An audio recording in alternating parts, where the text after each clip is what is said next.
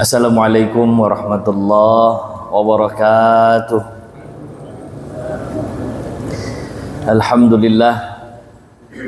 Alhamdulillahi hamdan katsiran tayyiban mubarakan fi. Fanaqulu alhamdulillah. Alhamdulillahilladzi ja'alana min ummati sayyidina Rasulillah sallallahu alaihi wasallam. Ashhadu an la ilaha illallah wa ashhadu anna sayyidana Muhammadan abduhu wa rasuluhu la nabiyya ba'dah. Allahumma salli ala sayyidina Muhammadin fil awwalin wal akhirin wa fi kulli waqtin wa hin wa ba'd. Allahumma la ilma lana illa ma 'allamtana innaka antal alimul hakim. Jemaah yang dimuliakan Allah Subhanahu wa taala, puja puji syukur kita kehadirat Allah atas segala limpahan nikmat dan karunia yang Allah berikan kepada kita semua. Salawat beriringkan salam semoga selalu tercurahkan kepada junjungan kita Nabi besar Nabi Muhammad sallallahu alaihi wasallam, juga kepada keluarga Rasulullah sallallahu alaihi wasallam, baik istri-istri maupun anak cucu keturunan beliau, juga kepada para sahabat Rasulullah sallallahu alaihi wasallam yang Allah ridho kepada mereka semua, mereka yang berjuluk radhiyallahu anhum wa radu'an. Salawat dan salam juga kepada seluruh umat Rasulullah sallallahu alaihi wasallam ila yaumil ma'ad. Insyaallah kita semua termasuk di dalamnya dan berharap bahwa kelak kita semua mendapatkan syafaat Rasulullah sallallahu alaihi wasallam. Amin ya rabbal alamin. Jemaah yang dimuliakan Allah, insyaallah hari ini kita akan melanjutkan kajian fiqh sirah an-nabawiyah li Syekh Muhammad Sa'id Ramadan Al-Buti rahimahullah rahmatal abrar wa sa'allahu darihahu wa nafa'ana Allahu bi'ulumihi fid dharain amin ya rabbal alamin. Pertemuan sebelumnya kita sudah selesai membahas kejadian tragedi Ar-Raji', pembunuhan terhadap 7 delegasi dakwah Rasulullah sallallahu alaihi wasallam. Ternyata tragedi ini berulang untuk yang kedua kalinya. Diceritakan pada tahun keempat setelah hijrahnya Rasulullah sallallahu alaihi wasallam, Islam sudah mulai menyebar masuk ke telinga-telinga telinga-telinga orang-orang di sekitaran Mekah maupun Madinah, ya. Sehingga ada beberapa yang datang kepada Rasulullah sallallahu alaihi wasallam. Salah satu yang datang kepada Rasulullah sallallahu alaihi wasallam di tahun keempat adalah Amir bin Malik. Qadima Amir bin Malik al-masyhur bilaqabin Mula'ib al-Asnah ala Rasulullah sallallahu alaihi wasallam. Amir bin Malik ini datang kepada Rasulullah. Kemudian setelah dia datang berjumpa dengan Rasulullah sallallahu alaihi wasallam, Rasulullah nawarin agama Islam. Mau enggak masuk Islam, kata Rasul. Islam begini begitu, ya. Walakinnahu lam yaslam wa lam yazhar tajannuban 'anil Islam. Tapi Amir bin Malik ini enggak nerima tapi juga enggak nolak gitu. Saya masih belum nerima, tapi saya juga enggak nolak, kata Amir. Maka Amir berkata kepada Rasulullah sallallahu alaihi wasallam, "Ya Rasulullah, ya Muhammad, wahai Muhammad, kalaulah engkau bisa mengirimkan beberapa orang dari sahabatmu untuk bisa berdakwah di Najd, untuk menyerukan apa yang selama ini engkau syiarkan, yakni agama Islam. Sehingga pada bulan Safar, di awal Safar tahun keempat, didelegasikan kurang lebih 70 orang untuk bisa menyebarkan atau mensyiarkan agama Allah Subhanahu wa ta'ala. Ini yang diriwayatkan oleh Ibnu Ishaq, juga Ibnu Katsir, ya, dalam kitab-kitab mereka. Sampai mereka tiba di sebuah tempat namanya Bi'ru Ma'unah. Ini ismul makan, ya, qaryah. Bi'ru Ma'unah. Di Bi'ru Ma'unah ini mereka ngutus satu orang. Izin lah gitu. Izin, kalau kita izin ke ketua RT lah gitu. Izin bahwa kita mau tinggal di sini menyebarkan agama Allah. Dibawanya surat Rasulullah sallallahu alaihi wasallam, ya, utusan untuk memberikan surat ini adalah seorang sahabat namanya Haram bin Milhan. Ya. Diberikan kepada salah satu pembesar ya, di daerah setempat di Bi'ru Ma'unah. Diterimalah surat itu oleh seseorang yang bernama Amir ibnu Tufail. Ya, ini orang yang beda sama yang pertama. Kalau yang pertama Amir bin Malik. Ya, dia yang minta supaya agama Islam disebarkan. Sampai di sebuah tempat namanya Bi'ru Ma'unah, salah satu di antara 70 orang itu datang membawa surat Rasulullah minta izin supaya bisa dakwah di tempat itu. Ya, salah satu pembesarnya namanya Amir ibnu Tufail. Tahu yang memberikan itu adalah utusan Rasulullah Sallallahu Alaihi Wasallam, dia nggak pakai baca lagi itu surat, langsung dibunuh. Dibunuh utusan Rasulullah Sallallahu Alaihi Wasallam, Haram bin Milhan tadi. Ya. Nggak pakai dibaca lagi, sudah dibunuh. Ya. Lantas kemudian belum berpuas diri dia membunuh utusan di antara 70 delegasi itu, dia ajak lagi orang-orang di sekitarannya untuk bisa menghabisi 69 sisanya. Cuman satu kurang nih, semuanya aja dihabisin. Diriwayatkan oleh Al-Bukhari dari Anas bin Malik ya. Diceritakan ketika Haram bin Milhan ini dibunuh sama Amir bin Tufail, itu Amir langsung kegirangan dia ngebunuh itu. Wah, mati juga satu orang ini. Dia mengatakan fustu wa rabbil Ka'bah. Wah, saya menang dengan nama Rabbul Ka'bah. Jadi dia senang. Lantas digalang kekuatan ya, kepada Bani Amir, golongan dia, untuk nyerang ala baqiyatid du'a, sisa delegasi Rasul itu ya. Tapi Bani Amir nggak mau nerima karena masih memandang ya, Amir bin Malik yang pertama kali datang sama Rasul tadi itu, ya Muhammad tolong delegasikan utusanmu, ini masih keluarga aja. Mereka menghargai bahwa Amir bin Malik ya, yang minta dai-dai diterjunkan itu udah ngejamin gitu. Artinya ini di bawah jaminan saya gitu. Ya. Karena sudah ada perjanjian itu, keluarganya pun nggak mau menerima ajakan Amir bin Tufail yang tadi ngebunuh delegasi Rasul tuh, nggak bisa. Soalnya udah dijamin sama Amir bin Malik, emang namanya Amir-Amir semua nih. Jadi nggak bisa, karena sudah ada perjanjian. Tapi Amir bin Tufail yang tadi ngebunuh delegasi, salah satu delegasi itu, dia nggak berputus asa. Kalau gitu cari aja dari kabilah lain, dari keluarga lain, dari klan lain, menggalang kekuatan.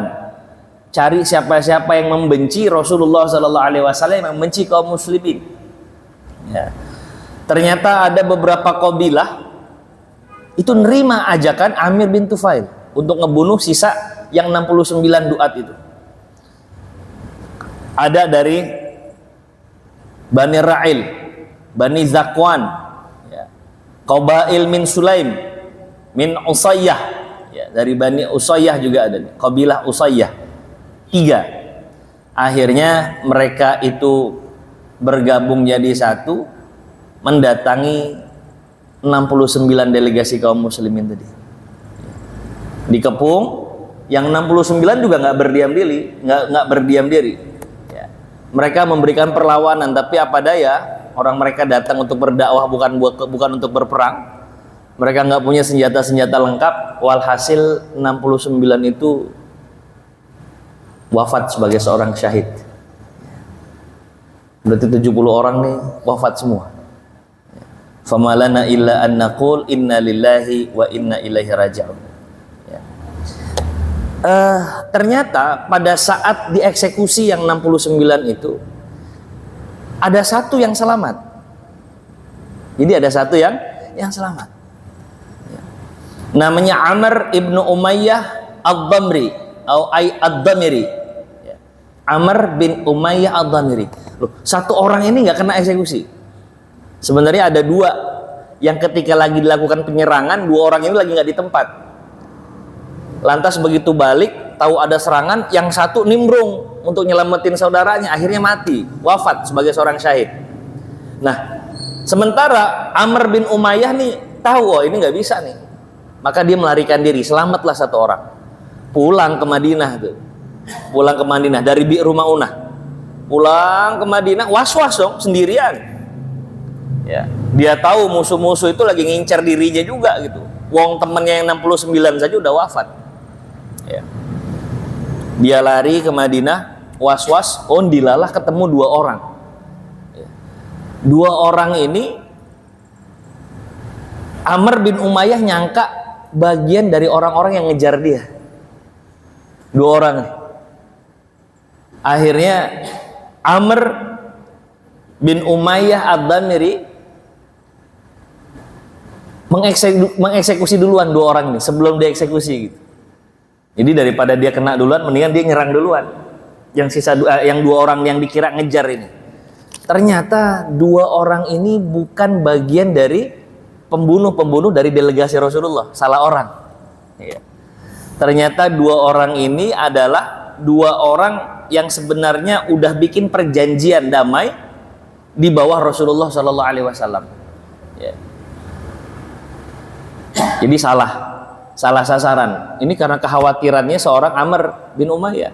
Orang teman-temannya dieksekusi, sementara dia sendirian.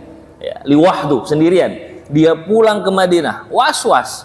Begitu ngelihat ada dua orang asing, mau daripada saya yang dieksekusi, saya eksekusi duluan gitu. Ternyata ini bukan musuh. Gitu. Ini adalah dua orang yang sudah dikasih perlindungan sama Rasulullah Sallallahu Alaihi Wasallam untuk tinggal di kota Madinah. Ya. Akhirnya dua orang ini dari Bani Kilab, ya. Dan Rasulullah sudah menjamin kedua orang ini. Maka Rasulullah berkata kepada Amr ibnu Umayyah ad-Damiri setibanya di kota Madinah, kamu ini salah sasaran. Gara-gara kamu bunuh dua orang ini, maka terpaksa kita harus bayar diat. Ya. Laqad qatalta qatilaini liudiyannahuma. Kamu membunuh dua orang yang terpaksa, dengan itu kita harus bayar diat. Diat itu ya ketentuan, kalau kita ngebunuh orang yang nggak bersalah, ya, maka kita harus membayar diat namanya. Ya, konsekuensi dari kita membunuh seseorang. Kalau membunuh sesama Muslim, ya, maka qisas. Nyawa dengan nyawa, qisas. Tapi ada beberapa keadaan qisas bisa dikesampingkan. Kalau keluarganya setuju, kalau keluarganya mengikhlaskan, tapi dia harus membayar diat. Si pembunuh ini harus bayar diat. Kalau sesama Muslim, bayar diatnya 100 ekor unta. Tapi nanti ada klasifikasinya lagi. Ada sekian unta yang umurnya 4 tahun, sekian unta umurnya 3 tahun, itu ada ketentuannya. Ya. Termasuk kepada non-Muslim, tapi di bawah jaminan Rasulullah SAW. Kalau dia bunuh dengan sengaja, ya, maka dia harus bayar diat. Walaupun diatnya nggak sebesar membunuh sesama Muslim, diatnya setengah dari dia membunuh sesama Muslim. Ya. Maka diatnya 50 ekor unta. Unta di zaman itu adalah kendaraan terbaik, Pak. Ya. Jadi kalau bayar 50 ekor unta sama dengan membayar 50 kendaraan kita saat ini. Mungkin senilai dengan itulah bayangannya, gambarannya. 50 kendaraan saat ini. Oh, aduh, berapa itu? Ya. Ya. Jadi Rasulullah harus bayar diat. Dan setelah kejadian itu selama 1 bulan penuh Rasulullah SAW baca doa kunut, ya, meminta kebinasaan orang-orang yang membunuh delegasi Rasulullah Sallallahu Alaihi Wasallam. Sebulan penuh ya, Rasulullah kunut saat itu, ya. Meminta kebinasaan Bani Ra'il, Zakwan, dan Bani Lihyan. Ya. Ini tiga apa namanya, keluarga yang bersatu untuk membunuh delegasi Rasulullah Sallallahu Alaihi Wasallam. Ya. Baik, jemaah yang dimuliakan Allah Subhanahu Wa Taala. Ini related, ada hubungannya dengan kisah selanjutnya terkait dengan pengusiran Bani Nadir. Jadi di Madinah itu ada beberapa klan Yahudi. Yang pertama Bani Quraizah, terus ada Bani Nadir, ada Bani Qainuqa. Setidaknya 3 ini yang mendominasi. Ini orang-orang Yahudi. Ya. Mereka yang berpindah-pindah sampai akhirnya mereka menempati kota Yathrib, di daerah Yathrib. Ya. Kalau sebelumnya kita sudah bahas terkait pengkhianatan Bani apa? Qainuqa. Ya. Pengkhianatan Bani Qainuqa. Mudah-mudahan masih ingat. Ketika kemudian ada seorang muslimah datang ke pasar orang Yahudi, terus kemudian dikerjain di sana wanita muslimah ini sehingga terbuka auratnya, tersingkap auratnya. Salah satu muslim yang melihat kejadian dan mendengar teriakan wanita muslimah ini akhirnya merasa Islam dihinakan, ya, harus melindungi juga muslimah, ya, sebagai bagian dari saudaranya, maka orang yang ngerjain muslimah ini dibunuh sama muslim. Ya. Tapi lantas kemudian namanya di pasar orang Yahudi, ya mayoritas orang Yahudi, dikeroyok baliklah, ya, pemuda muslim ini sehingga kemudian mati. Ya, itu yang membuat Rasulullah SAW akhir mendatangi Bani Qainuqa. Ya, terus kemudian diusirlah Bani Qainuqa ini dari Madinah. Ya. Jadi memang al-adawah, ya, permusuhan orang-orang Yahudi, kebencian orang Yahudi kepada kaum muslim ini besar sekali. Mereka selalu nyari-nyari saja sudah. Ya. Apa alasannya? Satu, mereka udah nunggu Nabi, udah nunggu kedatangan Rasul, tapi ternyata Rasul datang bukan bagian dari mereka. Ya. Rasul bukan bagian dari Bani Israel. Itu yang salah satu yang paling utama. Yang kedua, begitu Rasulullah SAW datang ke Madinah, pengaruh Yahudi itu hilang. Yang tadinya selalu dimintakan bantuan, ya, sama suku Aus, suku Khazraj, penduduk asli kota Madinah. Semenjak datangnya Rasulullah SAW, malah suku Aus dan Khazraj bersatu. Mereka nggak butuh lagi tuh backup dari orang-orang Yahudi. Ya. Jadi kedatangan Rasulullah dan kaum muslimin cukup mengganggu, ya, bagi orang-orang Yahudi. Nah, pokoknya mereka nyari-nyari terus. Ada sih yang dicari. Ya. Nah, termasuk ini, ya, ijla'u Bani Nadir, pengusiran Bani Nadir. Kalau yang pertama Bani Qainuqa. Ya. Ini di bulan Rabiul Awal, tahun keempat setelah hijrah. Diriwayatkan oleh Ibnu Sa'ad, anna Rasulullah sallallahu alaihi wasallam kharaja yaum Sabt.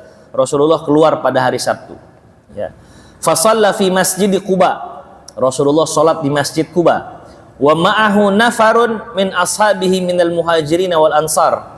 Kemudian bersama Rasulullah beberapa sahabat dari Muhajirin sama Ansar. Terus mendatangi Bani Nadir. Ini komunitas orang-orang Yahudi Bani Nadir. Tujuannya apa? Tujuannya untuk melaksanakan perjanjian yang sudah dibuat, ya, bahwa kaum muslimin itu punya hak untuk dibantu sama orang Yahudi, ya, terkait beberapa hal. Jadi orang-orang Yahudi ini itu diminta untuk bisa memberikan bantuan kepada kaum muslimin, begitu juga sebaliknya dalam piagam Madinah. Jadi udah ada, ya, Rasulullah SAW bikin namanya Sahifatul Madinah, piagam Madinah. Di antara isi piagam Madinah itu kan peraturan-peraturan. Di antara isinya kaum muslimin sama kaum Yahudi ini bisa saling membantu, ya, dalam beberapa hal. Maka Rasulullah datang untuk minta bantuan dalam hal pembayaran diat yang dilakukan oleh Amr bin Umayyah Ad-Damiri yang sebelumnya tadi itu. Harus bayar 50 ekor unta itu. Ya, kalau dibayar langsung, ya saat itu Rasulullah nggak punya. Ya, maka Rasulullah minta bantuan sama Bani Nadir karena memang sudah ada klausulnya, sudah ada kesepakatannya. Begitu Rasulullah SAW datang, ternyata dimanfaatkan sama orang-orang dari Bani Nadir. Mereka lekas berkumpul, terus kemudian mereka merencanakan pembunuhan Rasulullah SAW. Jadi Rasulullah nih lagi ngadem, lagi duduk, ya, sambil menunggu keputusan apakah mau ngebantu nih Bani Nadir, ya, untuk pembayaran diat yang dilakukan oleh Amr bin Umayyah Ad-Damiri. Terus Rasulullah SAW itu nunggu di depan rumah salah satu orang Yahudi, ya, Sementara orang-orang Yahudi itu beberapa berkumpul, mereka bikin siasat, kalau gitu kita manfaatkan saja ini momentum untuk ngebunuh Muhammad. Gimana caranya? Itu Muhammad lagi ada di samping rumah tuh. Gimana kalau kita ambil batu besar, terus kita timpakan Muhammad dari atas rumah? Jadi mereka bikin rencana. Tapi Masya Allah, orang-orang tuh sudah hampir bersepakat, ayo kita manfaatkan saja momentum ini, mumpung Muhammad nggak bawa banyak orang, kita eksekusi saja. Ini kata orang-orang Bani Nadir ini. Terus kemudian ada salah satu orang di antara orang-orang Yahudi ya, namanya Salam ibnu Mashkam ya. Wa huwa min Yahudi Bani Nadir. Dia berkata, qala la taf'alu wallahi la yukhbiranna bima hammamtum bihi ya. Wa innahu la naqdul ahdi allazi bainana wa bainahu. Jangan. Kalau kita eksekusi rencana kita, Muhammad pasti dikasih tahu sama Tuhannya. Ini kata salah satu orang Yahudi. Jangan. Kalau udah kejadian kayak begitu, bahaya kita. Perjanjian yang selama ini dibuat nih bisa dibatalkan, dan itu gara-gara kita. Jadi di antara orang-orang Yahudi tetap juga ya, ada orang yang lempeng, yang lurus, itu ada gitu. Ya. Tapi bukan mayoritas, hanya beberapa orang saja digambarkan ini. Ya. Sebagian yang lain bersikeras, udah kita eksekusi aja, mumpung nih Muhammad nggak lagi bersama pengikut-pengikutnya, kan gampang eksekusinya. Sekarang aja lagi ada di samping rumah, kita ambil batu besar, kita timpain ke kepalanya, selesai sudah. Ya. Dan Masya Allah, Rasulullah SAW mendapat khabar ilahi, ya. Mendapat informasi dari Allah Subhanahu Wa Taala bahwa orang-orang Bani Nadir sedang merencanakan pembunuhanmu, wahai Muhammad. Bersegeralah engkau keluar dari Bani Nadir. Ya. Maka Rasulullah SAW nggak banyak ngomong lagi. Setelah dapat khabar ilahi itu, Rasulullah langsung keluar. Teman-teman yang lain pun nggak nyadar gitu, bahwa Rasulullah SAW menggiring ke beberapa sahabatnya ini untuk keluar dari Bani Nadir. Ya. Begitu kemudian mereka sudah menjauh dari Bani Nadir, mereka baru ngeh, ya Rasul, bukannya kita lagi minta orang-orang Bani Nadir tuh untuk ngebantu kita bayar diat ya Rasul? Apa kata Rasulullah SAW? Enggak, mereka itu lagi merencanakan untuk membunuh diriku. Maka aku mendapatkan info itu dari Allah Subhanahu Wa Taala melalui Jibril alaihissalam. Maka segera aku keluar dari Bani Nadir. Jadi Rasulullah mendapat khabar ilahi. Ya.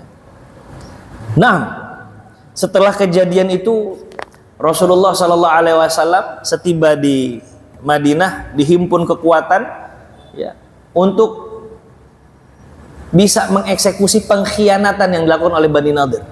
Ya. Maka Rasulullah kasih ultimatum, kalian sudah melanggar perjanjian kesepakatan yang kita buat, maka saya kasih waktu 10 hari untuk keluar dari tempat kalian, keluar kalian dari Madinah. Itu kata Rasulullah SAW. Memang udah ada kesepakatannya di situ. Ya. Awalnya mereka udah siap-siap, kita udah salah ini. Mereka udah akui itu. Kita keluar dari Madinah sudah. Karena kita sudah bersalah. Tapi ternyata dipanas-panasin sama salah satu sekutu dari orang-orang Yahudi. Siapa lagi kalau bukan Abdullah bin Ubay bin Salul, tokoh munafik. Ya. Ini terus nih yang rongrong. Ini terus yang seringkali merusak. Ya. Ini juga sosok yang membuat perpecahan dalam kaum muslimin, seperti pada saat perang Uhud, seperti pada saat kejadian Bani Qainuqa. Nah, ini ada andilnya Abdullah bin Ubay bin Salul. Jadi orang-orang munafik itu satu frekuensi dengan orang-orang Yahudi. Orang-orang munafik ini nggak suka ya, dengan kejayaan kaum muslimin.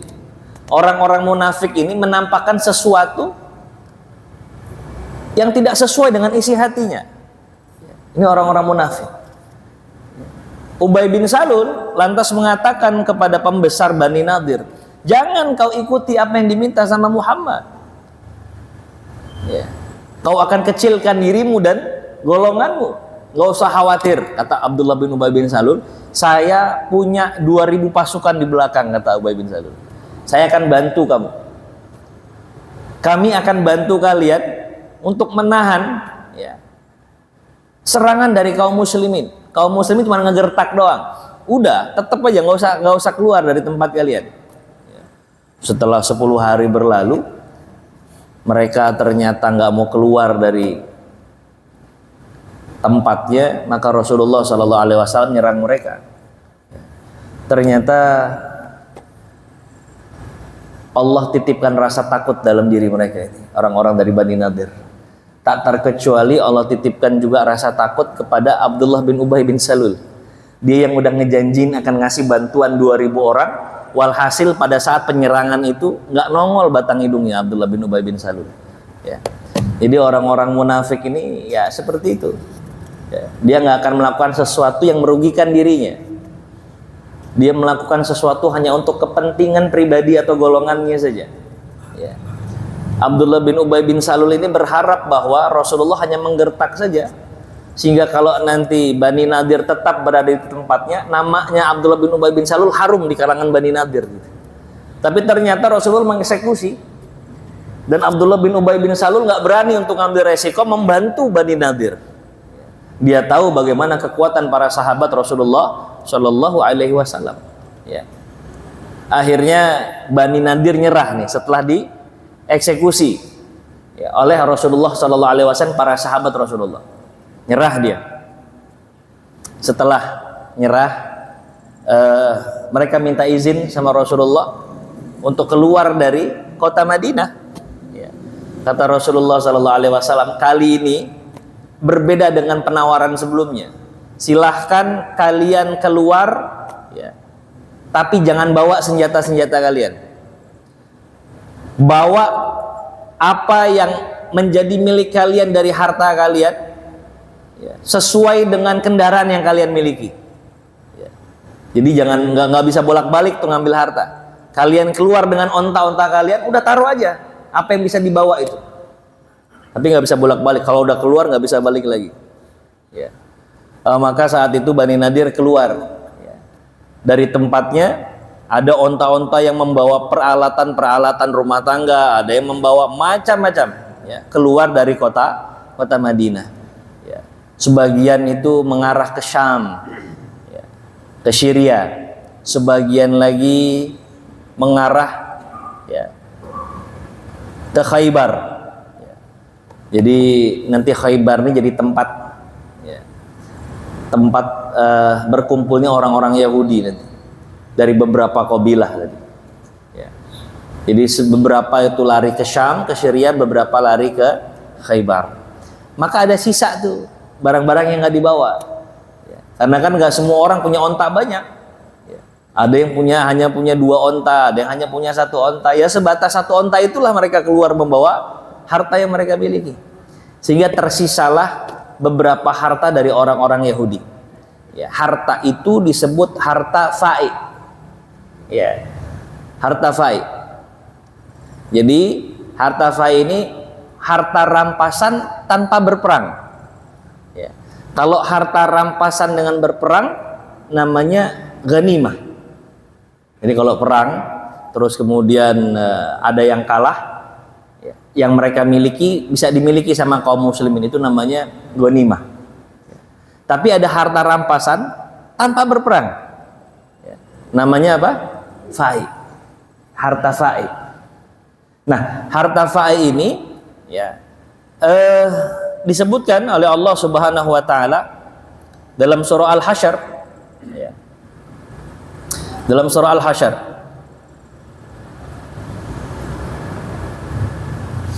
Allah Subhanahu wa taala berfirman, a'udzubillahi minasyaitonir rajim, bismillahirrahmanirrahim. Wa ma afa'allahu ala rasulihi minhum fama aujaftum alaihi min khailin wala rukab walakinnallaha yusallitu rusulahu ala man yasha wallahu ala kulli syai'in qadir. Ya. Jadi harta rampasan fa'i itu adalah milik Allah dan Rasulnya. Kalian itu tidak mendapatkan harta fa'i ya, dengan mengerahkan kuda-kuda kalian ya, ataupun unta-unta kalian. Artinya harta fa'i itu tanpa harus berperang. Jadi mereka nyerahin diri, maka harta itu namanya harta fa'i. Dan harta fa'i ini diserahkan kepada kebijakan imam ya. Sebagaimana di zaman Rasulullah SAW, harta fa'i ini adalah Rasulullah yang menentukan ya, karena jadi miliknya Rasul. Harta fa'i ini sebagian Rasulullah SAW berikan kepada muhajirin, ada juga orang-orang Ansar yang emang miskin betul, itu Rasulullah kasih, tapi nggak dibagi rata sama Rasul, karena ini kebijakannya Rasulullah SAW. Kalau udah masalah harta fa'i ini diberikan kepada 2 orang yang paling miskin di kota Madinah dari orang-orang Ansar. Yang pertama namanya Sahal bin Hunayf, yang kedua namanya Abu Dujanah ya. Wa kanat amwalu Bani Nadir khalisah li Rasulillah sallallahu alaihi wasallam. Sementara harta Bani Nadir itu ya sejatinya miliknya Rasulullah sallallahu alaihi wasallam ya. Jadi ini milik Rasul. Kadang-kadang ini enggak diungkap dalam kajian sejarah bahwa Rasulullah Shallallahu Alaihi Wasallam punya beberapa harta yang beliau manfaatkan untuk kebutuhan keluarganya, kesehariannya, gitu. Ya. Jadi kurang nampak yang kayak begini. Padahal Rasulullah punya penghasilan dari mana? Dari harta fa'i yang memang nanti dimanfaatkan sama Rasul, diputar lagi itu. Ya. Harta fa'i itu untuk kebutuhan istri-istri Rasulullah Shallallahu Alaihi Wasallam, untuk kebutuhan umat, tapi Rasulullah yang ngelola gitu. Jadi sebenarnya juga Rasulullah punya kerjaan ya, dari mengelola harta yang beliau miliki, tapi emang nggak di blow up karena memang bukan menjadi tujuan utama. Sama seperti para sahabat juga begitu ya. Kalau ada kajian-kajian sahabat itu jarang ke blow up bahwa para sahabat pun ya juga bekerja. Sehingga ada orang yang salah memahami bahwa hidup itu 100% ibadah tanpa harus mengurus urusan dunia gitu. Enggak ada, tapi memang porsinya dalam kajian-kajian literatur sejarah itu memang enggak ditampilkan sedemikian banyaknya gitu. Ya. Sebagian ada yang diceritakan, sebagian enggak ada. Karena sebagian tuh ada yang kerjanya serabutan, kalau mereka sudah mencukupi kehidupan keluarganya sudah ya. Ada memang nanti yang diceritakan mahir dalam mengelola, dia punya kebun-kebun kurma seperti kisahnya Sa'ad bin Robi misalnya ya. Itu diceritakan ya. Hartanya berlimpah, pengelolaannya bagus, dipersaudarakan dengan Abdurrahman bin Auf itu ya. Tapi ada beberapa kisah-kisah sahabat yang tidak di blow up bahwa dia punya kerjaan ini, kerjaan itu gitu. Ya. Jadi pernah ada pertanyaan dari jemaah ya, Ustadz, apa emang hidupnya sahabat itu adalah 100% untuk ibadah gitu? Apakah nggak ada urusan duniawinya? Ada. Tapi porsinya tidak banyak. Kalau mereka sudah tercukupi kebutuhannya, sudah. Ya. Sayyidina Ali bin Abi Thalib kan begitu. Ya. Kalau beliau sudah butuh, beliau cari kerjaan gitu. Ya. Pernah ada satu momentum di mana Sayyidina Ali bin Abi Thalib itu datang ke tempat Yahudi. Karena dicari-cari di pasar nggak ada yang lagi butuh tenaga beliau ya, sampai beliau temukan yang butuh tenaga beliau adalah salah satu di antara orang Yahudi yang punya kebun ya. Terus kemudian kebun itu harus disirami, maka Sayyidina Ali itu nimba air, setiap satu kali timbaan itu diupahi 1 kurma, 1 butir kurma ya. Berapa kali nimba ya sebanyak itulah kurma yang didapatkan oleh Sayyidina Ali bin Abi Thalib. Jadi pekerjaan ada. Sebagaimana Rasulullah SAW juga ngelola aset beliau. Aset beliau dari mana? Salah satunya dari harta fa'i. Ya. Jadi jangan beranggapan Rasulullah nggak ngurusin apa-apa untuk keluarganya gitu. Apalagi kepikiran Rasulullah cuma dapat hibah saja dari para sahabat itu. Enggak. Rasulullah ngelola aset beliau. Salah satunya dari harta fa'i ini ya. Tapi ya sesuai kebutuhan tadi. Kalau sudah tercukupi maka Rasulullah SAW berikan kepada kaum muslimin ya. Dan Rasulullah lebih dominan ngasih kepada umatnya ketimbang untuk kebutuhan hari-harinya beliau. Diriwayatkan oleh Aisyah radhiyallahu anha, kami pernah 3 purnama, 3 bulan berturut-turut itu nggak pernah ada asap di rumah kami. Jadi nggak pernah tuh masak-masak yang pakai api, itu nggak pernah. Terus makannya apa ya? Paling kurma, ya. Sesekali makan roti gandum. Ya. Tapi nggak ada masak-masak di rumahnya, nggak ada. 3 bulan nggak ada asap di rumah beliau. Ya. Hari-harinya hanya makan kurma saja. Gitu. Tapi sekali lagi di sini digambarkan bahwa Rasulullah SAW mengelola aset beliau. Itu yang beliau lakukan untuk memenuhi kebutuhan hidup beliau dan keluarga beliau. Ya. Jadi Rasulullah nggak ngangkat tangan minta, nggak ada itu. Beliau punya sendiri pemasukannya. Ya. Nah, ya. Dijelaskan dalam surah Al-Hasyr terkait dengan harta fa'i ini. Ya. Maka jemaah yang dimuliakan Allah Subhanahu Wa Taala, pengusiran Bani Nadir ini menggambarkan kepada kita beberapa hal dan menjadi hikmah untuk kita semua.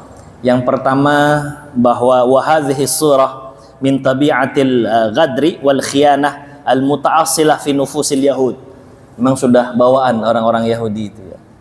Mereka khianat kepada Rasulullah sallallahu alaihi wasallam, tidak suka kepada kaum muslimin. Ya. Itu terbukti dari kisah-kisah terkait pengkhianatan orang Yahudi kepada Rasulullah Sallallahu Alaihi Wasallam. Ya, sebagaimana di awal sebelum kisah pengusiran Bani Nadir adalah pengusiran Bani Qainuqa. Ya, itu awwalu khiyanatin fil Islam, khianat pertama kepada kaum muslimin dari orang-orang Yahudi. Ya. Jadi sifatnya begitu, khianah, nifaq, wa karahah ya, lil muslimin. Begitu tabiatnya. Kalaupun ada yang kemudian sifatnya munsif, mu'tadil, sifatnya lempeng lurus, nggak banyak Pak, nggak dominan. Ada memang nanti itu beberapa rahib, ya, beberapa pendeta-pendeta Yahudi itu, ya, yang kemudian mengakui tentang kerasulan Rasulullah Muhammad Sallallahu Alaihi Wasallam. Tapi tidak banyak, sedikit saja. Ya, sebagaimana orang-orang yang mengakui dari kalangan, ya, orang-orang biasanya itu yang mengakui Rasulullah Sallallahu Alaihi Wasallam. Dominannya, ya, sifat-sifat orang Yahudi ini diceritakan khianah, nifak, benci kaum muslimin, begitu seterusnya. Ya. Cuma yang dimuliakan Allah Subhanahu Wa Taala itu pertama. Ya. Dan yang kedua, Rasulullah Sallallahu Alaihi Wasallam berpegang pada peraturan yang beliau buat. Ya. Jadi memang peraturan-peraturan yang ada pada Sahifatul Madinah itu dipegang sama Rasulullah. Jadi tepat sekali Rasulullah Sallallahu Alaihi Wasallam begitu beliau datang pertama kali di kota Madinah itu yang beliau jadikan sebagai langkah strategis beliau, ya, selain mempersaudarakan kaum muslimin, selain dia bangun masjid Sallallahu Alaihi Wasallam, juga membuat piagam Madinah itu. Ya. Ini bagian dari kemampuan, ya, Rasulullah Sallallahu Alaihi Wasallam. Terus selanjutnya Rasulullah mendapat khobar ilahi. Ya.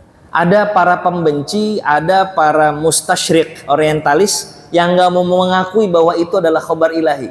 Mereka buat dalam buku-buku. Mereka nyebutnya Muhammad dapat ilham. Seolah-olah nggak ada yang istimewa karena ilham bisa didapatkan oleh siapa saja. Perlu kita ketahui, para mu'arikh, para ahli sejarah kaum muslimin ini lebih senang menyebutnya sebagai khobar ilahi ketimbang menyebutnya sebagai ilham. Karena kalau ilham tuh kekhususan nabinya jadi nggak terasa gitu. Ya. Jadi ini adalah khobar ilahi yang diberikan kepada utusan-utusan Allah Subhanahu Wa Taala, bahkan selain Rasulullah Sallallahu Alaihi Wasallam. Ya. Terus kemudian selain itu Rasulullah Sallallahu Alaihi Wasallam, seperti apa yang kita sampaikan tadi, ini pelajaran Rasulullah mengelola aset beliau, ya, dalam harta faid. Yang ini menggambarkan bahwa Rasulullah ini bukannya jobless, bukan nggak punya kerjaan apa-apa. Ya. Rasulullah mengelola aset beliau, tanggung jawab beliau sebagai kepala keluarga untuk memberikan nafkah baik kepada keluarga beliau maupun kepada umat beliau. Jadi sekali lagi Rasulullah tidak jobless. Rasulullah bukan orang yang nggak punya kerjaan. Rasulullah mengelola aset. Ya, baik, jemaah yang dimuliakan Allah Subhanahu wa taala, ini kisah tentang pengusiran Bani Nadir, dan insya Allah nanti kita akan lanjutkan lagi di pertemuan berikutnya. Mudah-mudahan Allah berikan kita umur panjang untuk bisa lebih menggali bagaimana kehidupan Rasulullah Sallallahu Alaihi Wasallam, untuk kita makin kenal dengan siapa sosok Nabi kita, Nabi Muhammad Sallallahu Alaihi Wasallam. Terima kasih banyak. Mohon maaf lahir batin atas segala salah dan khilaf. Allahu waliyut taufiq wallahu khairul musta'an. Sama-sama kita tutup dengan kafaratul majlis. Subhanakallahumma wa bihamdika asyhadu an la ilaha illa anta astaghfiruka wa atubu ilaik. Wassalamualaikum warahmatullahi wabarakatuh.